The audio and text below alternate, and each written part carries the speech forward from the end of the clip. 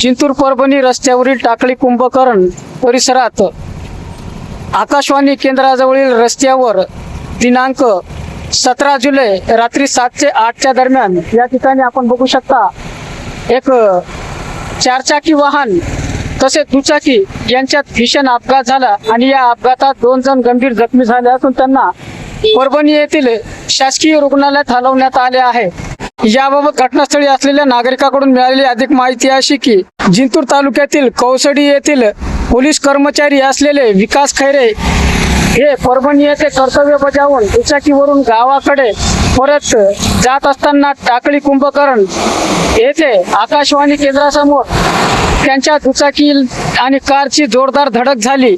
या अपघाताची तीव्रता इतकी होती की विकास खैरे हे रस्त्यावर फेकले गेले, तसेच त्यांच्या वाहनाची एवढी नासधूस झाली की प्रचंड नासधूस झाली। तर या ठिकाणी कारचा देखील या ठिकाणी भीषण अपघातामध्ये भरपूर प्रमाणात या ठिकाणी नुकसान झालेलं आहे। दरम्यान घटनेची माहिती मिळताच घटनास्थळी पोलीस प्रशासनाचे काही अधिकारी कर्मचारी येऊन त्यांनी प्राथमिक पंचनामा केला।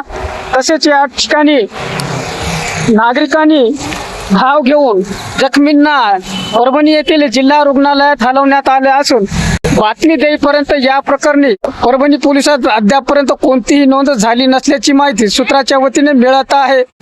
जिंतूर सहार न्यूज चॅनलची बातमी आवडल्यास लाईक करा, शेअर करा, कमेंट्स करा, सबस्क्राईब करा। जिंतूर सहार न्यूज चॅनलसाठी मी शेख अलीम।